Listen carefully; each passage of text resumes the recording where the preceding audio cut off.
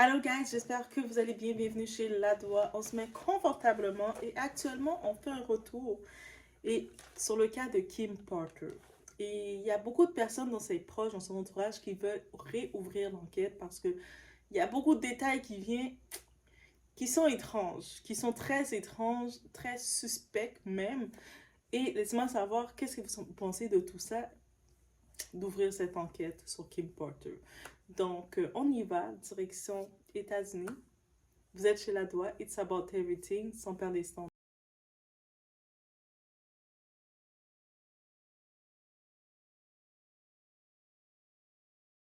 Kim Porter, de son nom Kimberly Antoinette Porter, qui est-elle? Elle est mannequin américaine, chanteuse, actrice dans les temps, entrepreneur aussi, elle était dans les labels.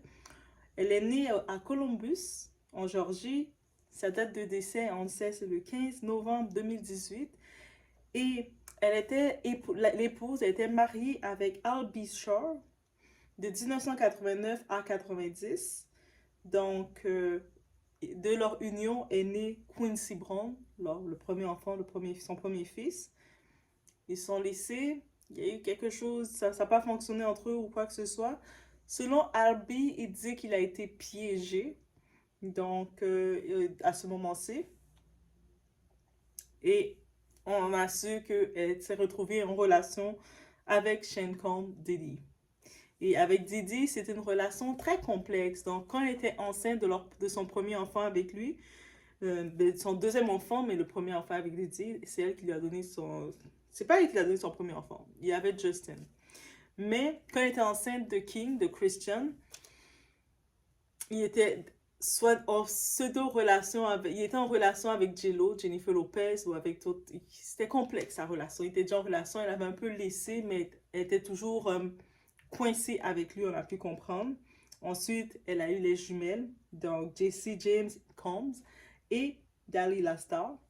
Donc, techniquement, elle a 4 enfants, 3 enfants avec Didi, un enfant avec Albie, son époux.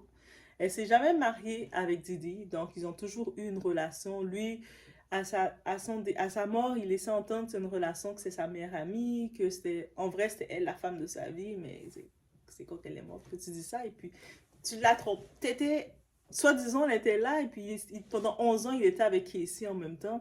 Donc, on ne sait plus trop. C'était meilleur ami, employé, on ne sait plus trop avec lui. Et là, maintenant, où est-ce qu'on vient l'intérêt à regarder la cause de sa mort? C'est pneumonie. Donc, 2 mois après sa mort, elle est morte à 47 ans. Donc, 2 mois après sa mort, il y a les autopsies à Los Angeles qui ont déterminé que c'est une pneumonie qui a été faite. Et là, maintenant, on retourne, où est-ce que, dans les contextes de sa mort, on retourne. Elle a eu, le moment de sa mort, la journée, elle a fait un appel, comme la veille de sa mort, elle a fait un appel à son médecin pour dire qu'elle avait des douleurs et elle avait des pertes d'appétit. Comme ça, c'est avant sa mort qu'elle avait fait ça. Quelques temps avant sa mort, ou quelques heures, elle avait appelé son médecin pour lui signaler ça, elle sentait des douleurs dans son corps et elle avait des pertes d'appétit. Et le médecin, justement, comme, il n'a pas dit de venir aux urgences, quoi que ce soit. Il a envoyé une infirmière, il a fait venir une infirmière à son domicile qui a administré des solutions salines. Donc, on peut imaginer qu'il n'a pas trouvé que c'était grave. Le lendemain, elle commençait à cracher du sang. Et puis, lorsqu'on a retrouvé le corps, son corps justement, il y avait des bouteilles d'eau, il y avait des boissons énergisantes et des médicaments. Dans le rapport de toxicologie, il n'y avait aucune substance, pas d'alcool, rien du tout, là. Comme elle était à jeun, il n'y avait rien du tout. Donc, aussi, si on regarde la dernière fois que les gens l'ont vue vivante, ça remonte au 14 novembre. Faut pas oublier, on se rappelle, elle est décédée le 15 novembre. Donc, le 14 novembre, la dernière fois qu'on l'a vue, 14 novembre 2018, il était 23h30 et puis elle est allée voir un film avec sa famille. Donc, ça veut dire qu'elle devait être plus ou moins bien si à 23h, elle pouvait quand même aller voir un film avec sa famille. Et on l'a retrouvée, les habitants, ils l'ont retrouvée de l'habitation où ce qu'elle est, ce qui est situé à Fernando Valley. Et à 11h30, on l'a retrouvée, on l'a retrouvée inconsciente, qui était plus consciente. Et là, pourquoi ça devient des enquêtes à se dire, est-ce que c'était pas prémédité ou pas réellement? Parce que euh, quelque temps, comme environ dans un facteur de un mois ou quelques semaines avant, il y a quelqu'un qui avait commandé son cercueil. Est-ce que vous comprenez c'est qui? Donc oui, Didi Chen Kong, le père de ses enfants, il avait commandé son cercueil. C'est tellement glauque et bizarre, comme comment tu commandes le cercueil de la femme? Et c'est pas comme si elle était malade, quoi que ce soit, pour déjà prédire qu'il prédoit le cercueil, parce que si on dit que la veille, est allée, on l'avait vu au cinéma, aller voir un film avec ses enfants de famille, peut-être avec ses jumelles, c'est d'aller voir un film tout en famille. Il était 11h30. Donc toi, tu prévoyais déjà son cercueil. C'est très glauque, comme ça, vu de même. Et aussi, qu'est-ce qu'on regarde? Sa maison qu'elle avait, même pas un mois après, même pas un mois après son décès, Didi a vendu la maison à 7 millions. Donc, il a vendu sa maison. Et puis, c'est le bien de cette femme-là. Elle a 4 enfants. Donc, c'est vraiment, encore une fois, est-ce qu'il a vendu la maison parce qu'il a fouillé la maison pour regarder qu'est-ce qu'il pouvait trouver dans la maison? Et puis, tout de suite après, il s'est débarrassé, il l'a vendu. Parce que je me dis, techniquement, c'est pas comme si Didi lui manque de l'argent pour devoir vendre 7 millions de dollars la maison de Kim, la mère de ses enfants. Il dit surtout qu'elle a 4 enfants. Elle a 3 enfants avec lui et puis elle a un autre enfant avec quelqu'un d'autre. Donc, techniquement, la maison revient aux enfants. T'sais, il n'est pas en manque directement financier pour pouvoir vendre la maison. Donc, déjà là, ça fait beaucoup pour dire que tu commandes avant même qu'elle soit malade ou quoi que ce soit, tu lui commandes un cercueil et à peine qu'elle vient d'être enterrée, tu vends déjà la maison. Et là maintenant, c'est là qu'est sorti aussi beaucoup de faits parce que elle, Kim Porter, c'était une très très bonne amie de Kim O'Reilly. Donc Kim O'Reilly et elle sont la même génération, tout ça. On sait que Kim O'Reilly était à 16 ans, était déjà dans une relation avec un homme qui avait 30 ans. Donc elle était très, vous comprenez, elle aussi, elle a beaucoup vécu beaucoup de choses. Donc les deux femmes étaient amies depuis longtemps. Et Kim O'Reilly, elle insiste beaucoup, comme étant dans les bonnes amies de Kim, elle insiste beaucoup pour réouvrir l'enquête parce qu'elle ne croit pas que son amie est réellement décédée d'une pneumonie du tout. Que c'est beaucoup plus que ça. Donc, elle insiste pour ouvrir l'enquête. Et aussi, il y a des faits qui sont sortis. Ça, c'est Casey. On sait que Casey, elle est là pour témoigner contre Didi.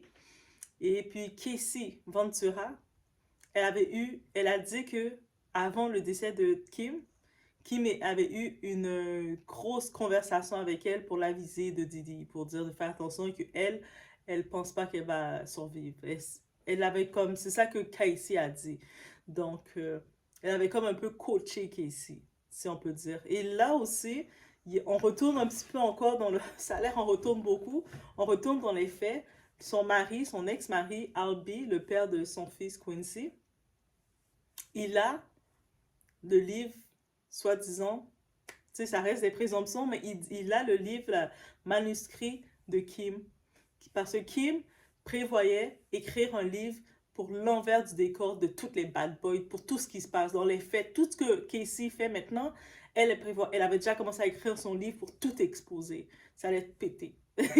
Et d'un coup, et puis elle sait, Casey, Kim, faut pas oublier, elle sait encore plus de choses que Casey, que toutes les autres. Elle a réellement vécu, avant même que Didi fasse Bad Boy, il y avait l'autre label qu'il avait fait, elle était déjà, elle était là aussi, et elle était la copine de Albie, la femme de Albie, et on sait que Didi, il aime ça venir briser les coups, venir comme ça. Bref, il y a tellement de faits qui sortent sur ce coup, et puis je pense que la famille de Kim ou les proches de Kim sont en procédure pour ouvrir l'enquête de Kim à nouveau. Et ça va faire beaucoup de choses. Déjà là, que Didi doit devoir expliquer pourquoi il achète un cercueil. Ok, elle a 47 ans. Il est plus vieux qu'elle. Comme, il est plus vieux qu'elle, elle avait pas de signe de maladie, quoi que ce soit. Après, et puis on peut le voir dans le tout, c'est surprenant là que c'est ça que tu veux l'acheter. Et puis un mois après, même pas un mois après, il lui vend la maison à 7 millions alors que il aurait pu laisser la maison pour ses enfants là. C'est comme, elle a 4 enfants. Il est billionnaire. C'est quoi pour lui le problème qu'il doit absolument se débarrasser de ce qu'elle avait et le vendre? Donc ça laisse entendre quelque chose là, qui veut vraiment se débarrasser vite d'elle. Donc le dossier devient de plus en plus corsé pour lui, en fait, de vrai, avec le Kim. Et il y a Albé qui veut maintenant, qui parle que, tu sais, ça va être une autre vidéo concernant Albé, mais juste laisser savoir, Albé, justement, il dit qu'il a le manuscrit, et puis il était au courant que Kim allait dénoncer, exposer tout l'envers du décor. Elle avait son manuscrit d'écrit et tout ça. Et je sais pas si le fait de vendre la maison aussi rapidement, c'est ils ont allé chercher dans la maison en espérant trouver tout ça pour détruire et peut-être il n'a rien trouvé donc il a vendu pour s'en débarrasser, pour faire un petit peu son méchant. Mais là maintenant, il s'attendait peut-être pas à ce que Casey soit coaché par Kim parce que Casey elle vient avec la force maintenant, elle a plus de force d'assurance, elle a son mari Alex qui est avec elle. Et puis elle est loin de Didi aussi, elle a plus de force de faire qu'est-ce qu'elle fait mais elle a laissé savoir qu'elle a été coachée par Kim. Donc, ça veut dire Kim l'a probablement dit des choses et il y a Albie qui vient le défendre. Donc, laisse-moi savoir de cette petite partie-là, qu'est-ce que vous pensez que l'enquête concernant Kim Potter se réouvre? Parce que je pense que ça a été fait rapidement. Ok, pneumonie, on ferme le tout. Mais sa famille, ses proches disent qu'il y a quelque chose de pas normal. Et puis quand on regarde les faits comme ça, que c'est pas normal en fait. Moi, personnellement, je trouve que c'est pas normal. Laissez-moi savoir vous, qu'est-ce que vous en pensez. J'ai hâte de vous lire, regardez vos théories sur Kim Potter. Mais c'est une émission, c'est une série là. La vie Hollywood, c'est une série, guys. Donc, tout ce qui brille n'est pas de l'or. Les grosses fêtes luxueuses qui nous montraient. Derrière, il y avait beaucoup de pleurs et beaucoup de douleurs, on peut sentir.